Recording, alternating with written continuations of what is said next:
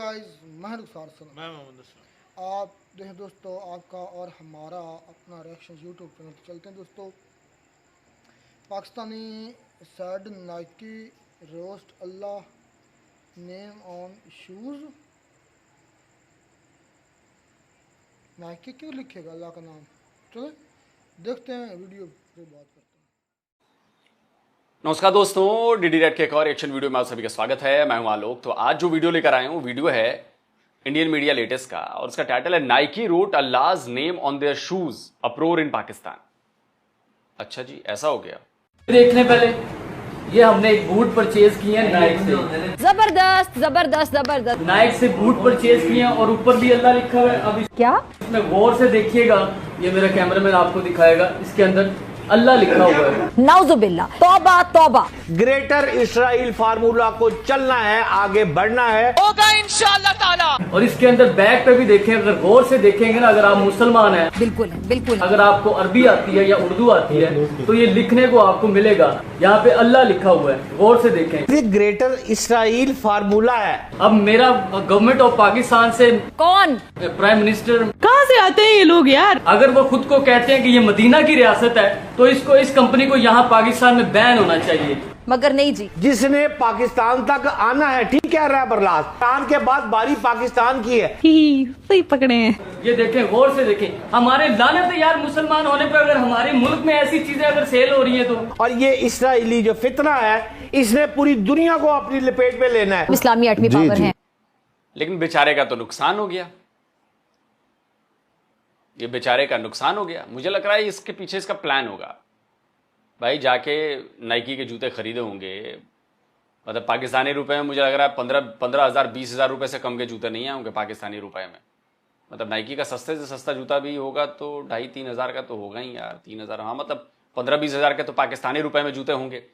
अब उसने पहले अपने पैसे खर्च किए, जूते लेकर आया और अब उसके बाद बैठ के वीडियो बना रहा है। अब वो जूते पहन नहीं सकता, जूते वापस करना जाएगा तो स्टोर करेगा नहीं। तो मुझे लग रहा है कि इसको जूते वापस करने होंगे और इसने ले लिया पंगा, बोला कि रुको इसको मैं बताता हूँ। फिर इसने निकाला इसमें नुक्स की, देखो जी अल्लाह लिखा हुआ है, जी अल्लाह लिखा हुआ है। मतलब हद या कहीं भी उर्दू और अरबी में कुछ भी लिखा होगा तो सब कुछ तुम्हारे मजहब से जुड़ जाएगा क्या? इतने बेवकूफ लोग हैं पाकिस्तानी। मुझे याद आ रहा है वो बेचारी लड़की महिला थी जिसने अरबी में लिखी हुई एक वो कुर्ती पहन ली थी। याद है आप लोगों को क्या हुआ था उसके साथ? वो तो लिंच कर देते बेचारी को, वो तो बच गई बस किसी तरह से। वो पुलिस आई, फिर बाद में लेकर गई, फिर पता चला कि वो तो हलवा लिखा हुआ था अरबी में। इनको लगा कि अरे अरबी में लिखा है मतलब ये कुरान की आयत है, अरबी में लिखा है मतलब ये तो इस्लाम से रिलेटेड चीज लिखी हुई है। अबे बेवकूफों, गधों, अरबी एक लैंग्वेज है।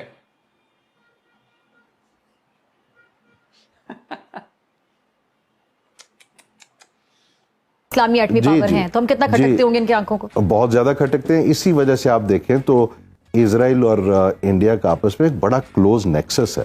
आपने सबसे पहले घबराना नहीं। सारे दुनिया के गम एक तरफ और इन पाकिस्तानियों के गम एक तरफ। अल्लाह तौबा। अब बताओ भाई की ये टेंशन है कि भाई जूते पे अल्लाह का नाम छप गया। अल्लाह भी पता नहीं कहाँ कहाँ अपना नाम छपाया जा रहा है। और पाकिस्तानी में तुम्हारे को एक बात बता दूं, नाइकी का तुम बॉयकॉट करो या ना करो, नाइकी को घंटा फर्क नहीं पड़ता है। आखिर क्यों? क्योंकि उसका ओरिजिनल जूता खरीदने के लिए तुमको पूरा पाकिस्तान गिरवी रखना पड़ेगा। और ये जूता भी तुमने पूरे मोहल्ले के लोगों ने थोड़ा थोड़ा चंदा जमा करके जब मंगवाया होगा, वो भी मुझे लगता है फर्स्ट कॉपी है ही है या सेकंड कॉपी भी हो सकती है। क्यों? क्योंकि ओरिजिनल खरीदना तुम्हारे बस की बात नहीं है। देख रहे हैं आप? इसकी सबसे बड़ी वजह यह है कि तुम ओरिजिनल हो ही नहीं। वाह भाई वाह। तुम फर्जी आइडेंटिटी के साथ जी रहे हो। तुम कन्वर्टेड हिंदुओं की नाजायज औलादे हो, डरपोक औलादे हो, उनकी कायर औलादे हो, जो तलवार के डर से बड़े भाई का कुर्ता और छोटे भाई की सलवार पहन लिए थे। और इन पाकिस्तानियों का दुख यहीं खत्म नहीं होता। अभी तो आप आगे आगे देखिए, आपको देखने को मिलेगा लाल टोपी का दर्द।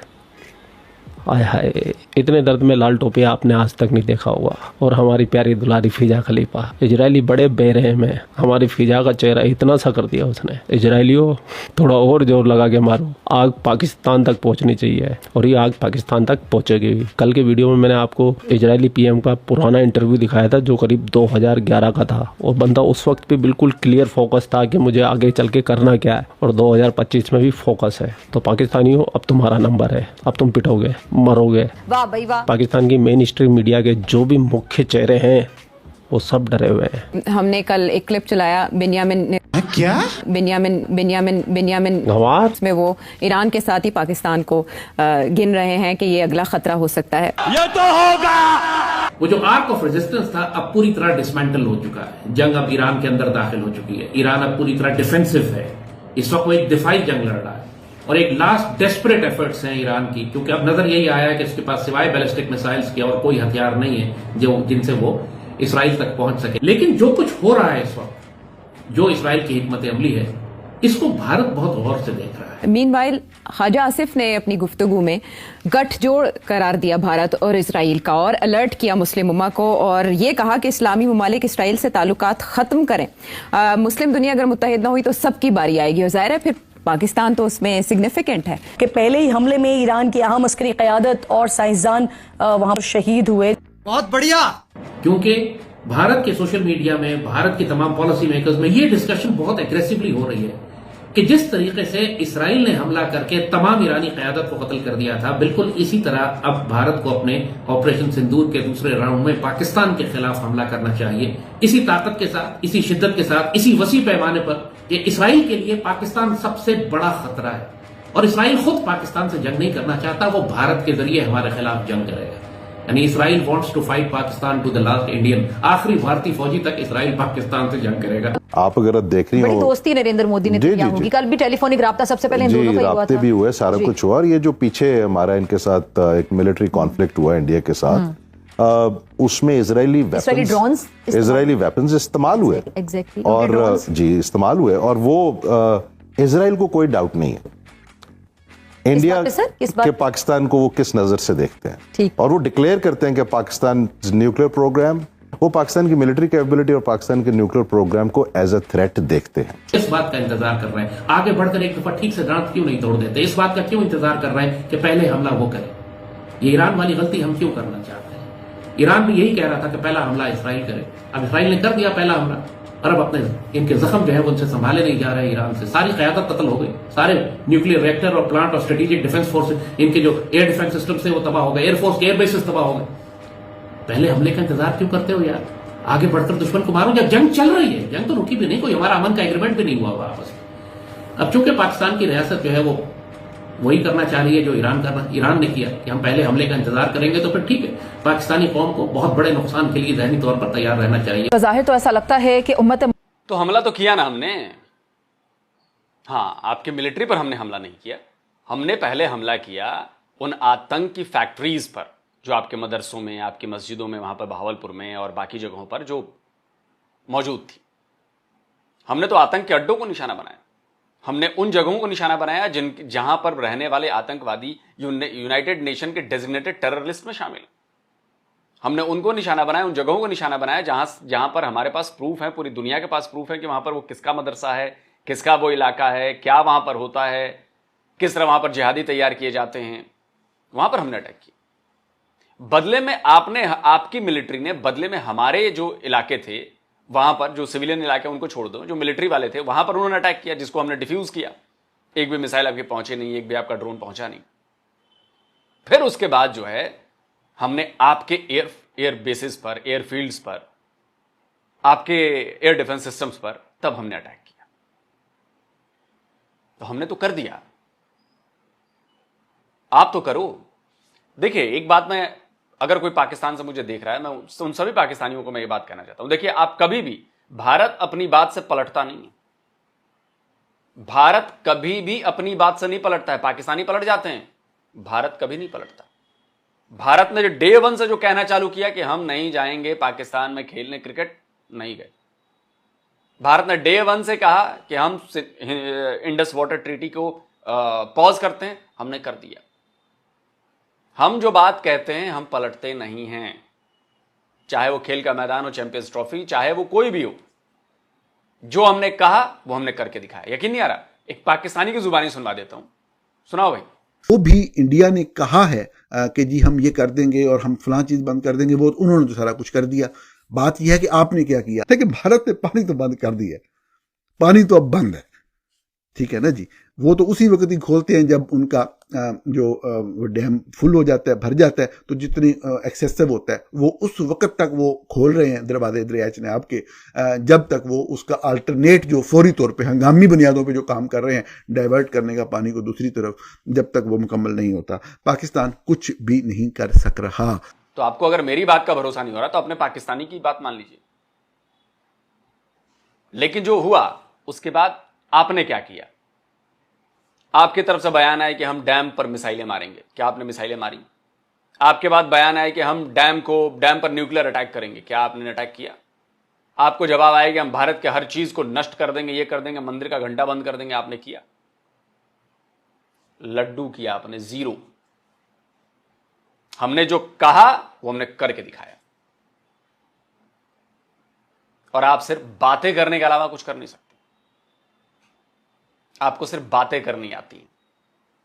जिस जज्बे की बात करते हैं आप हर बात में, वो जज्बा पता नहीं कौन से खंदक में जाकर घुस गया, गड्ढे में निकल ही नहीं रहा। वो एक मुसलमान 1000 काफिर पर भारी है, पता नहीं वो कहां गया, वो कौन सा मुसलमान है भाई पाकिस्तान में, वो कहां छुपे हुए हैं। 93,000 के सरेंडर के बाद भी ये मुसलमान नहीं थे, इन्होंने कलमा नहीं पढ़ा था। इसलिए मैं कहता हूं पाकिस्तानी फेक मुसलमान है। पाकिस्तानी वो कौम है, वो फेक मुसलमान है जिसने इस्लाम को सबसे ज्यादा डेंट पहुंचाया है।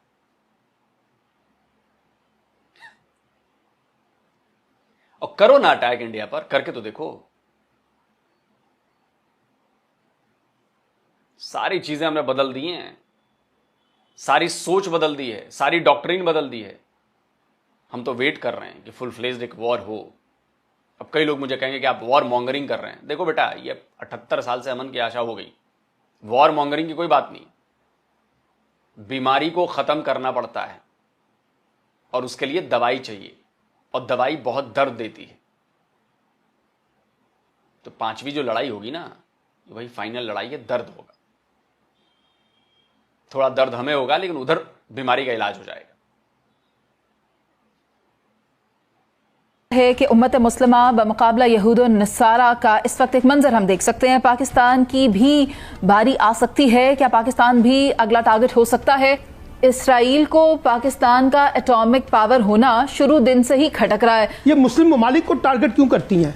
ये मुस्लिम ममालिक के एटमी प्रोग्राम से क्यों खौफजदा होती हैं? ये दुनिया के अंदर जो एटमी प्रोग्राम चल रहे हैं उनके बारे में तो कोई फिक्रमंदी नहीं पाई जाती, सिर्फ मुस्लिम दुनिया में। और मुस्लिम दुनिया में इनको एक एज हासिल है कि मुस्लिम दुनिया के हुक्मरान जो हैं वो इन बड़ी ताकतों के साथ खड़े होते हैं।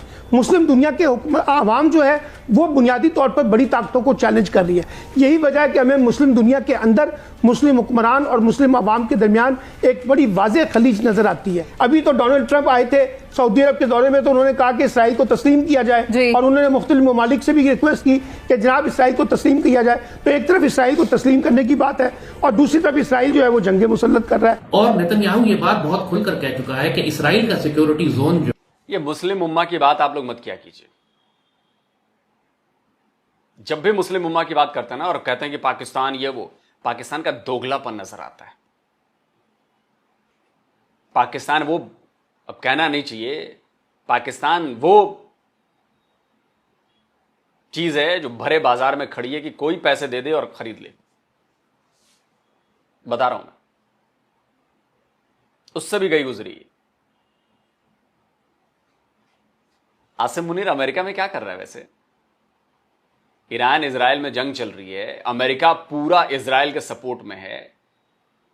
अमेरिकन प्रेसिडेंट ट्रंप ट्वीट कर रहा है, ये ट्वीट लगा भाई कि पूरे तेहरान के, ईरान के आसमान पर हमारा कब्जा है। ये ट्वीट पढ़िए ना, पढ़िए। खुलेआम इजराइल को सपोर्ट दे रहा है, और आपका आर्मी चीफ, आपका सिपह सालार जाकर ट्रंप की गोद में बैठा है, अमेरिका की गोद में बैठा है। अरे मूर्खों, तुम्हें अभी भी कुछ समझ में नहीं आई बात? और तुम मुस्लिम उम्मा की बात करते हो। शर्म आ रही है? नहीं आएगी। तुम लोग, तुम्हारी कौम ऐसी है ना, शर्म वाली कौम नहीं है तुम लोग। अपने आप से सवाल पूछो कि जिस लड़ाई को आप यहूद वर्सेस निसारा बता रहे हो, यहूद निसारा जो भी है, मुसलमान वर्सेस यहूद बता रहे हो आप, उस लड़ाई में आपने अपने मुसलमान बिरादर को, ईरान को आपने छोड़ दिया, उसको ठेंगा दिखा दिया। आप उसको चढ़ाते हुए पहुंच गए हो अमेरिका। वहां पर आप जाकर ट्रंप से मिल रहे हो, वो ट्रंप जो ईरान पर कह रहा है कि जी खमैनी तू बचेगा नहीं, हम जानते हैं कि तू कहां छिपा हुआ है, हमारी मिसाइल तुझे ढूंढ निकालेगी, मार डालेगी, खुलेआम ट्रंप बोल रहा है। और आसिम मुनीर ट्रंप के साथ बैठकर लंच कर रहा है।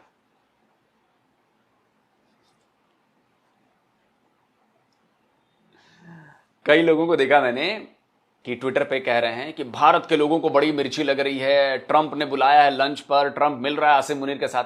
मिर्ची नहीं लग रही, हम हंस रहे हैं कि तुम लोग कितने बड़े बेवकूफ हो, तुम लोग को आइडिया नहीं है।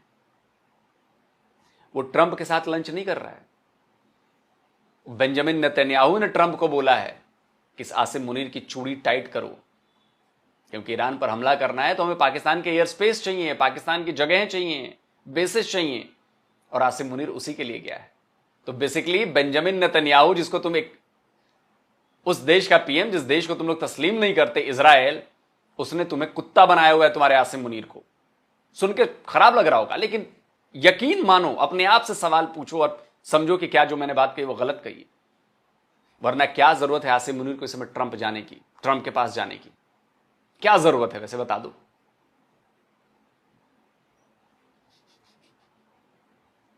गले में पट्टा डाला हुआ है और आसिम मुनीर करके गया है वहां पर। कुछ नहीं बोलेगा वो इजराइल के खिलाफ, और ना कुछ करेगा। करने की तो बात ही छोड़ दो, बोलेगा भी नहीं। और वो देखना, पाकिस्तान के एयर स्पेस भी इस्तेमाल होगा ईरान पर हमले के लिए, पाकिस्तान के मिलिट्री बेसिस भी इस्तेमाल होंगे ईरान पर हमले करने के लिए।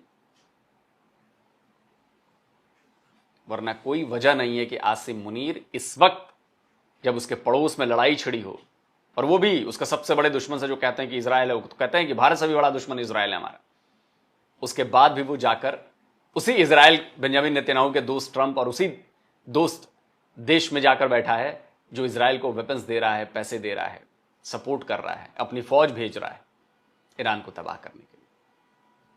लेकिन तुम लोग तो बेशरम हो, तुम्हें शर्म आएगी नहीं।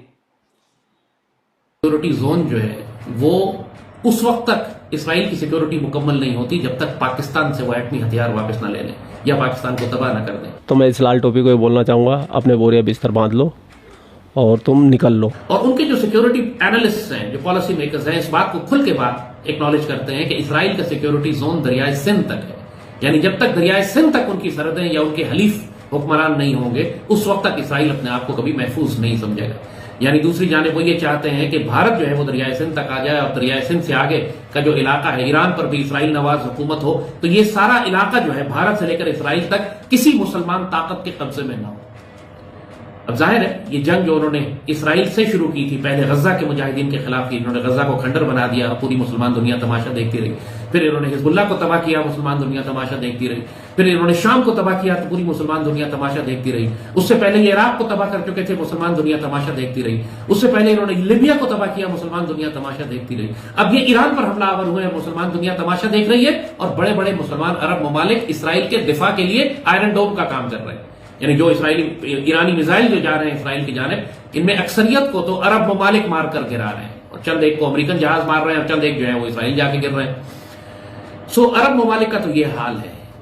इनकी तो तबाही और बर्बादी सैयदी रसूलुल्लाह ने आखिरी जमाने के हवाले से बिल्कुल साफ बता दी थी कि ये बुत परस्त और मुशरिक भी हो जाएंगे, ये इनमें वहन की बीमारी लग जाएगी, ये माल और दौलत और दुनिया की मोहब्बत में और मौत के खौफ में मुब्तला हो जाएंगे। ये सब कुछ अपनी आंखों से आप देख रहे हैं।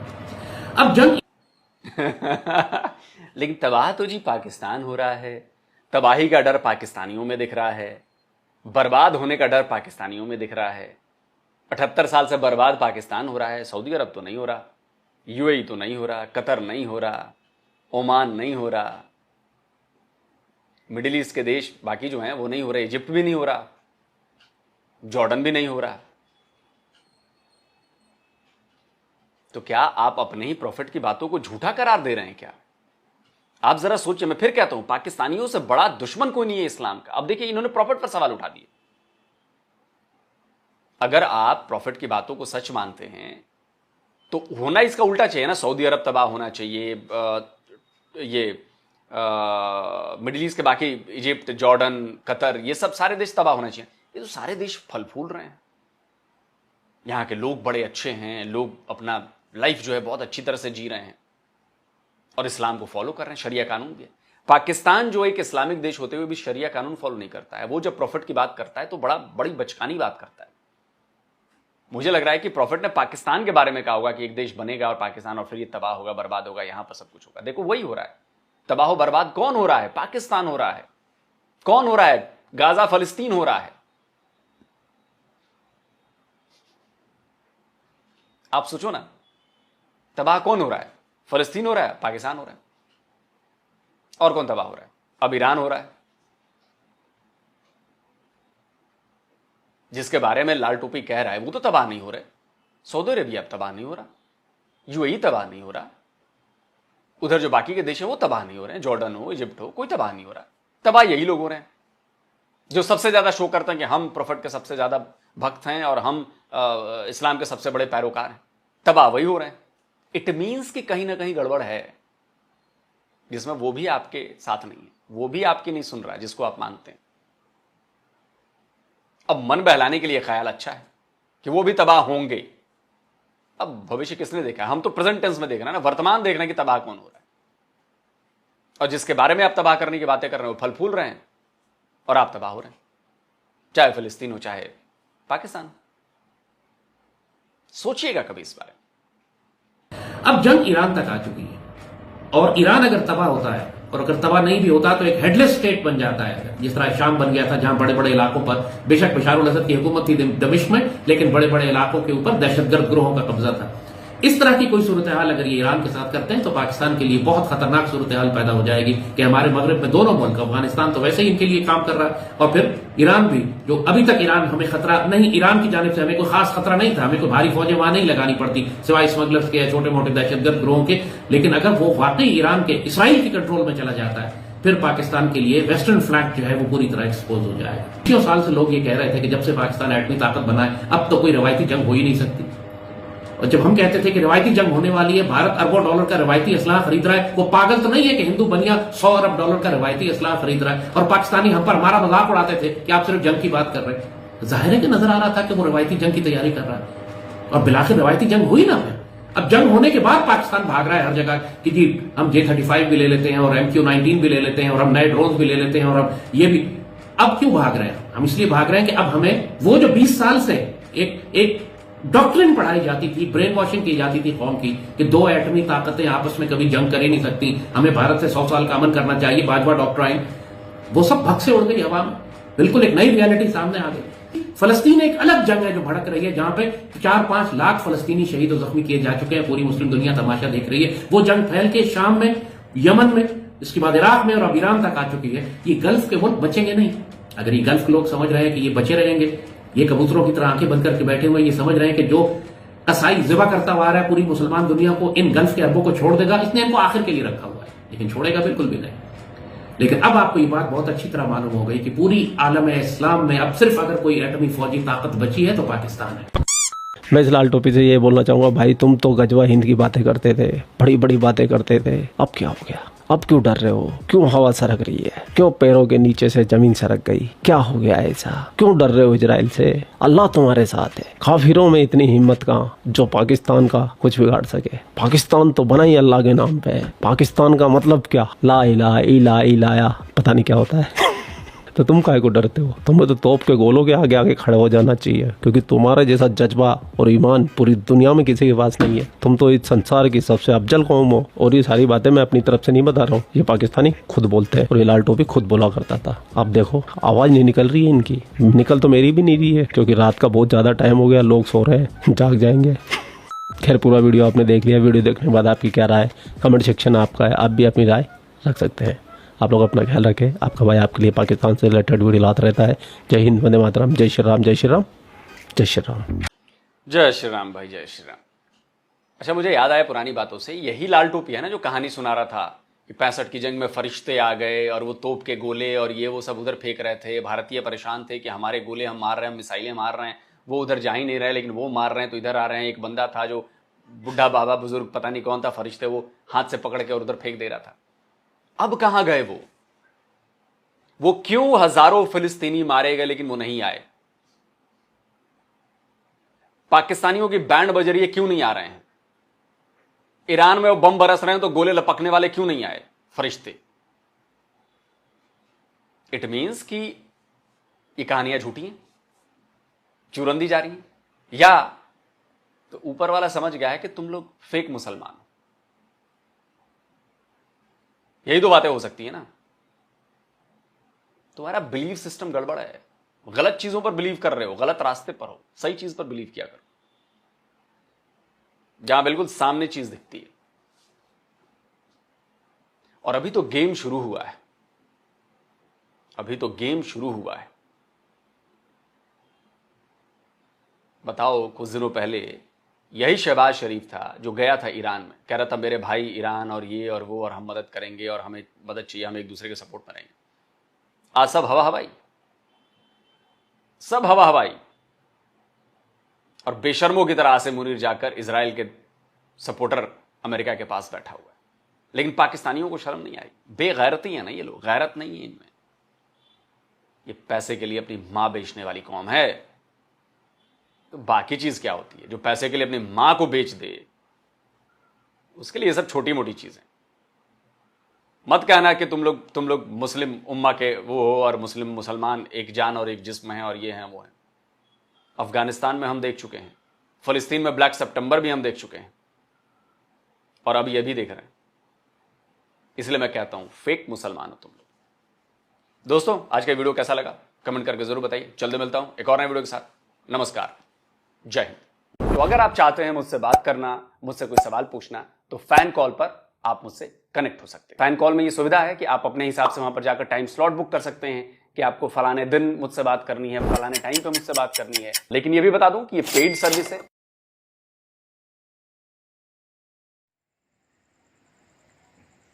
तो जी दोस्तों, वीडियो होगी ख़त्म। वीडियो बड़ी इंटरेस्टिंग है।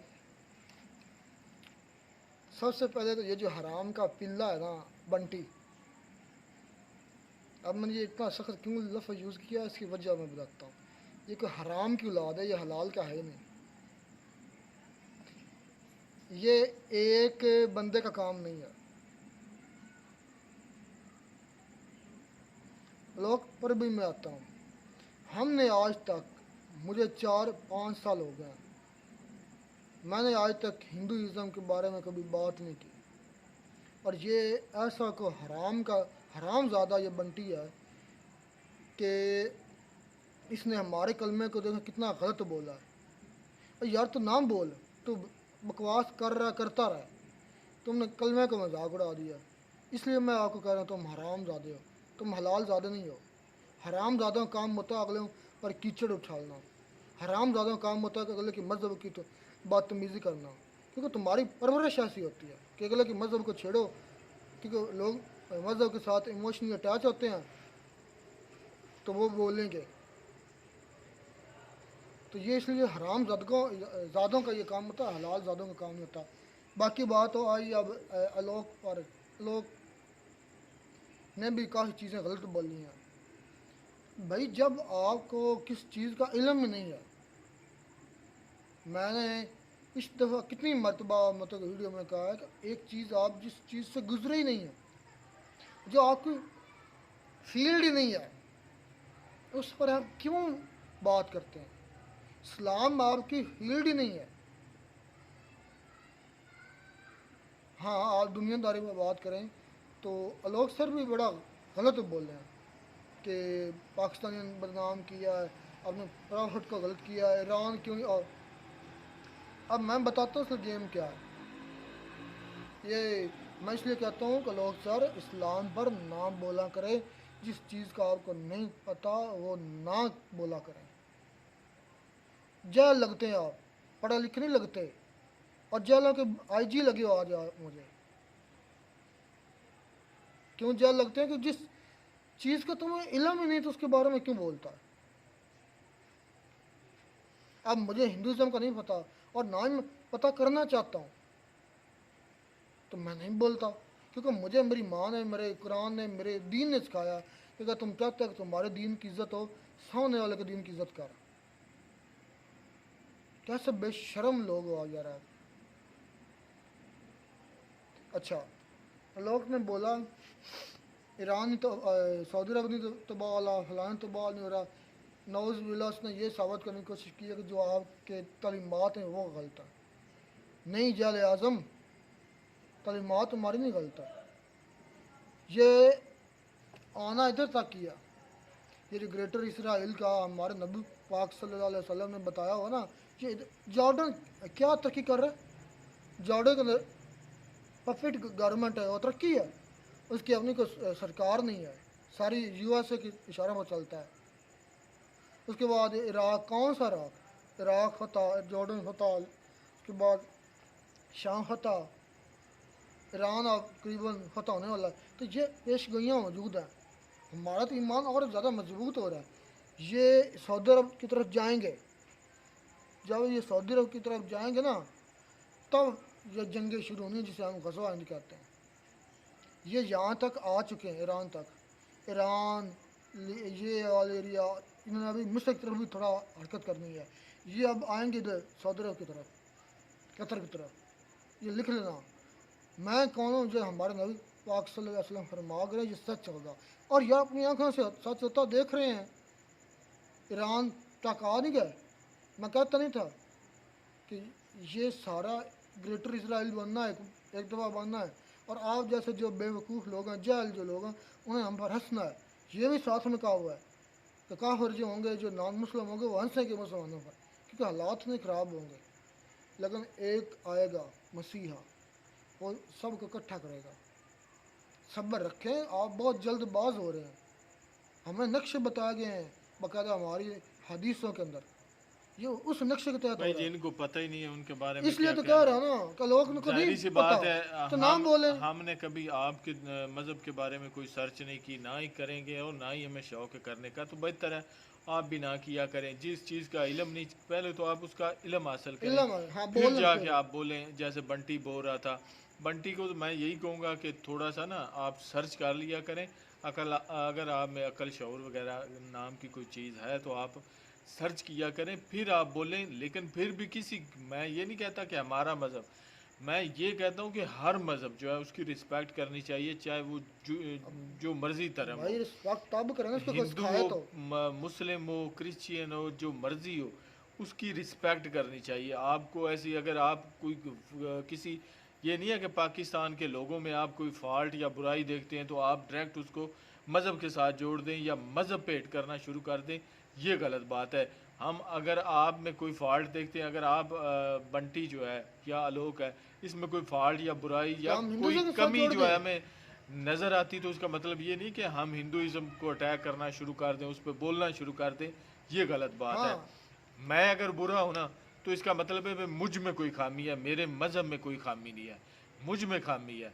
इसका मतलब है कि मैं अपने मज़हब पे पूरा अमल नहीं कर रहा, मुझ में कमी है। असलम भाई लोग ने सवाल था कि ये सुकून से रह रहे हैं सऊदी अरब, कतर को, ये आलोक सर की ये बात बिल्कुल ठीक है। नहीं एक सेकंड, वो बात नहीं, ये बात आलोक सर की बिल्कुल ठीक है। उन्होंने कहा है कि आपका हक ही नहीं बनता, आपके आर्मी चीफ का हक ही नहीं बनता जब आपका मुसलमान बरादर मुल्क जो है उस पर अटैक किया जा रहा हो, जुल्म किया जा रहा हो, और आप जो वाशिंगटन DC है वहाँ बैठ कर आप खुशी के साथ जो है वहाँ पे डिनर करें, लंच करें, ये गलत बात है। हमारे आर्मी चीफ को वहाँ पे बिल्कुल नहीं जाना चाहिए था, यहाँ स्टैंड करना चाहिए था और बयान देने चाहिए थे कि इजराइल जो है बाज आ जाए। पर बाज कहाँ आना है? जो गुलाम हों अमेरिका के, उन्होंने कहाँ पे अपनी कह लें कि अपने पाँव पे खड़ा होना है या स्टैंड लेना है या अपनी कह लें कि अपना बयान जो दुनिया के सामने रखना है। बात आ रही थी, लोग से कह रहा था कि ये जो सुकून, जिनके अंदर अफरा तफरी नहीं है, ये बड़ी तरक्की कर रहे हैं। वो कोई तरक्की नहीं कर रहे, ना कोई डेवलपमेंट कर रहे हैं, वो जस्ट तेल बेच रहे हैं और टट्टेबोशी कर रहे हैं। सॉरी लफ्ज़ गंदा है, लेकिन जूते पॉलिश कर रहे हैं अमेरिका के। अब 600 बिलियन ले गए, इसलिए वो उनको कुछ 600 बिलियन अमेरिका ले गया, यहाँ से एक ट्रिलियन, हाँ जी ट्रिलियन 600 ले गया, ट्रिलियन ले गया या बिलियन ले गया, लेकिन वो कहते हैं ना कि बोरे भर के ले गया। और ऊपर से औरतें भी उन्होंने अपनी पेश जो है कि इस्लाम वगैरह सारा कोई नाच गाने जो सारा कुछ उन्होंने किया, यानी कि वो ऐशो इशरत की ज़िंदगी जी रहे हैं अपने मज़हब से हट के। ये गलत बात है। अब वो अयाशी में पड़े हुए हैं। बाकी अगर ये कहें कि वो बहुत ज़्यादा तरक्की कर रहे हैं, सिर्फ और सिर्फ तरक्की उनकी ये है कि भाई उनको शुरू से तेल जो है ना वो मिल गया था, और तेल बेच बेच के वो शेख जो है आज इतना जो है उन्होंने पैसा सरमाया जो है वो इकट्ठा कर लिया है। ये तरक्की है उनकी, और तरक्की नहीं है उनकी। जब तक वो अमेरिका के गुलाम है ना तब तक उधर भी अमन, जिस तरह पाकिस्तान के अंदर गुलाम है ना, रजीम उनकी गुलाम है, उन्हें सुकून है, कोई बमबारी नहीं होती इधर, कुछ नहीं इधर होता, क्योंकि वो ताबेदार है अमेरिका के और इजराइल के। जब तक ये सऊदी, कुवैत, कतर, यूएई, बारी भाई इनकी भी आनी है, बारी इनकी भी आनी है। चाहे जितनी मर्जी चापलूसी कर लें, जितनी मर्जी खिदमत कर लें अमेरिका की, इजराइल की, बारी इनकी भी आनी मेरी है। वीडियो देख लें, जाके उठाकर मैंने कहा था कि ईरान तक आएंगे ये इजरायली, ग्रेटर तबाह कर दिया ना, हो रहा तबाह। और आलोक सर की ये भी बात ठीक है, जहाँ पे आलोक सर ठीक है, मैं कहूँगा कि आलोक सर ठीक है कि हम जो पाकिस्तानी हम डबल स्टैंडर्ड करते हैं, ये हकीकत बात है। ईरान हमसे लाख दर्जे बेहतर कंट्री है। जिस बात पे उसने स्टैंड लिया है उस बात पे आज भी वो कायम है अपना, चाहे उसका जितना मर्जी आए, इजराइल नुकसान कर ले, अमेरिका नुकसान कर ले, वो झुकेगा नहीं। उसने अपनी गर्दन जो है वो कटवा देनी है, उसने इजराइल के सामने कभी नहीं झुकना। मार रहा है ना, पाकिस्तान से लाख दर्जे बेहतर है, पाकिस्तान से लाख दर्जे बेहतर है कि वो अटैक कर रहा है, और बराबर बढ़ के उससे बढ़कर अब जो है वो अटैक जो है रिटेलिएट कर रहा है। बाकी इंडिया और पाकिस्तान की भी बात हुई कि हमने वो जो है इधर भावलपुर में धमाके बम जो है गिराए, तो हमने GHQ पे नहीं गिराए, फौजी तनसीबात पे नहीं गिराए, तो ये सही है आपने किया है। और उसके बाद पाकिस्तान जो उसने भी किया लेकिन नाम का किया है, ये है।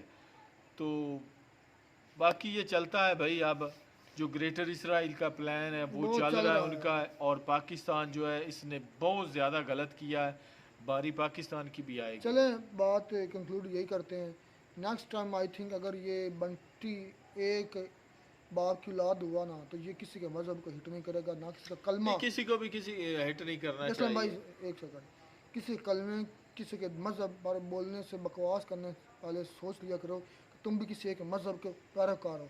तुम्हारे मजहब के बारे में अगर मैं गलत बोलूँ क्या आपको तकलीफ नहीं होगी। अगर चाहते हो कि मैं तुम्हारे मज़हब की इज़्ज़त करूँ तो मेरे मज़हब की इज़्ज़त करो।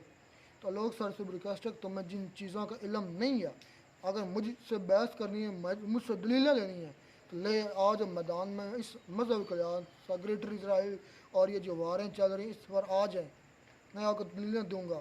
लेकिन जब तक आपको इल्म नहीं है, जिन चीज़ों का आपको इल्म नहीं है बोले ही ना, मेहरबानी है।